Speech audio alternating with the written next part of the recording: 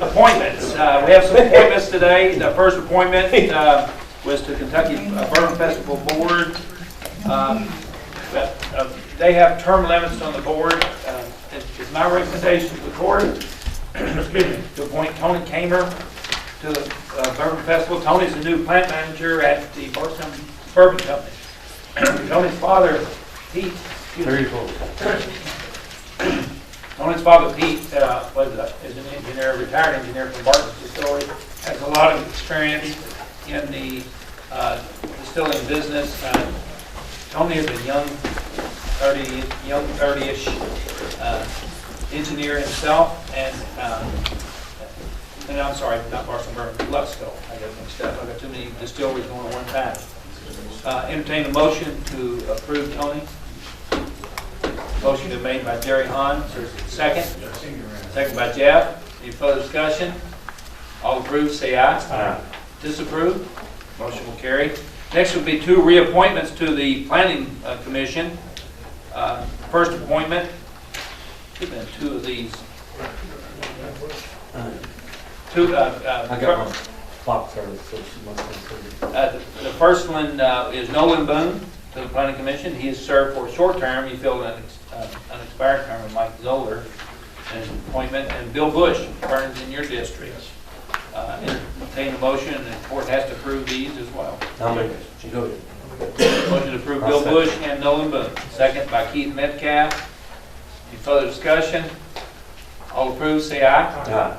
Disapprove? The motion will carry. Still a lot of appointments the last few little bit. Next item on the agenda was the Civic Center roof cap repairs. We've talked about this for about 10 months. And I'm going to turn it over to John or Brad. I think John kind of took the lead to help me with this. Here's some pictures of what we have, if you want to take a look at that. Basically, there's an ncfiscalcourt cap, which is exterior insulated finish system on top above the brick. Yeah. There's a couple of pieces that's damaged.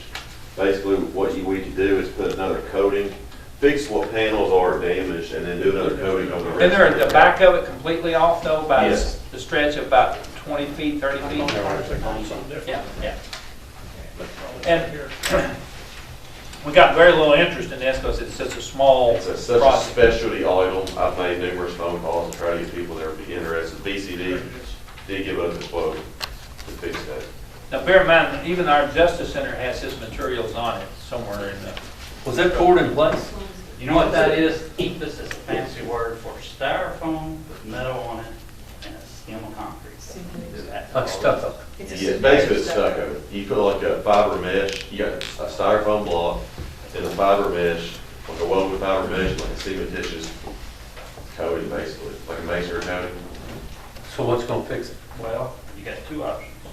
You can go back to what you got. So take off what you got, repair, you know you're going to have some rotting wood in it, so that's going to be extra on that quote that you guys have. And put back what you have on the back. There's a section on the back you guys have. blue, where the blue is. Tarp is. It's about 90 square feet, I want to say, that needs to be done. Square feet or linear feet, I forget.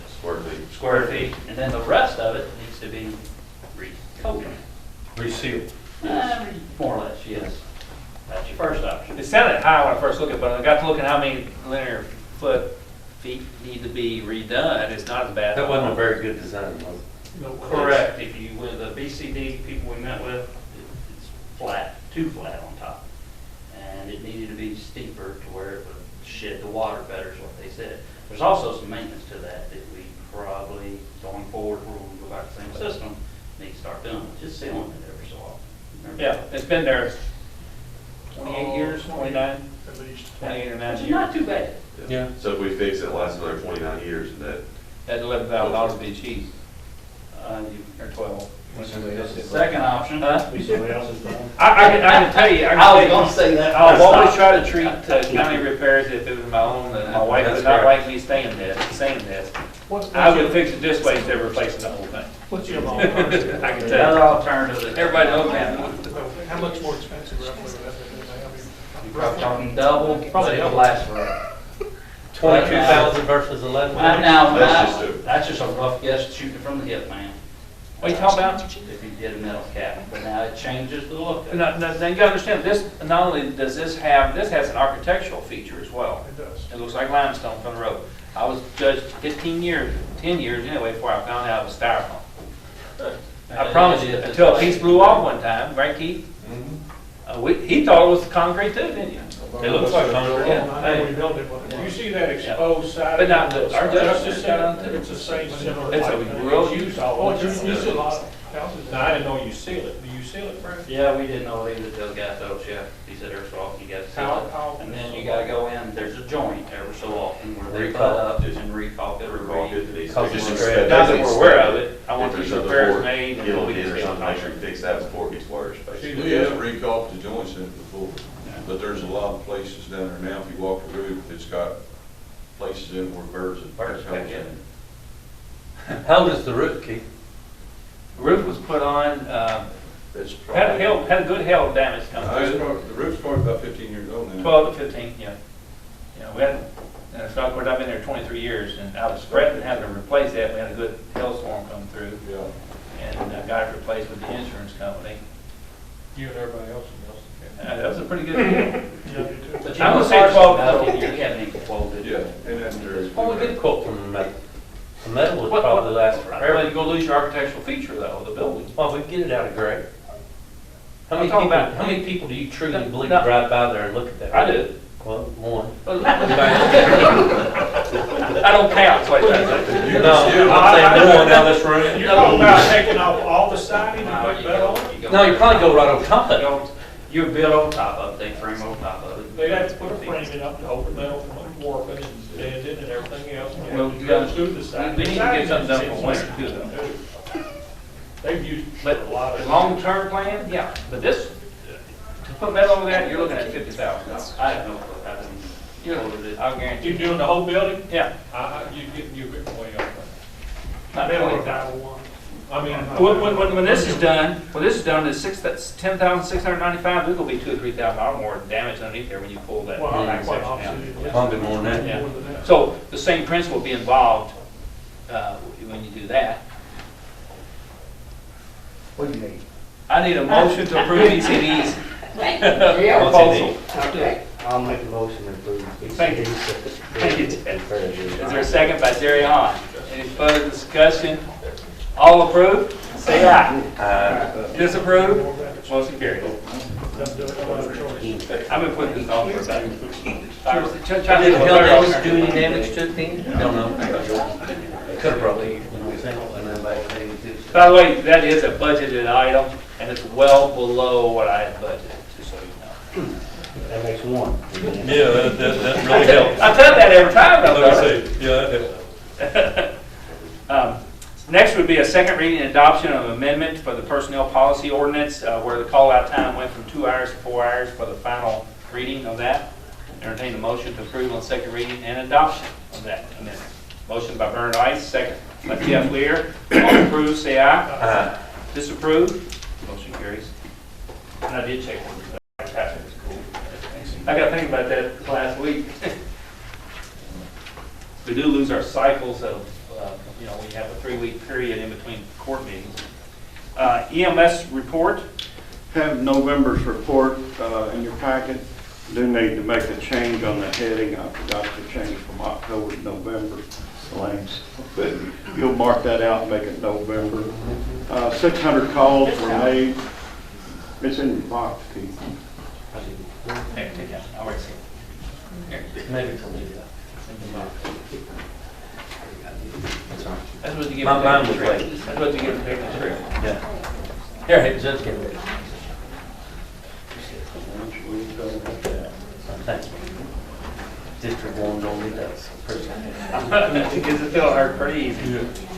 600 calls were made for November. 11 of those were having to return to Bardstown to cover while the Bardstown trucks were busy. Now that total of 101 calls non-transport. That's we continue on the increase. We're about 7 over last year, 17 over this year to date from last year.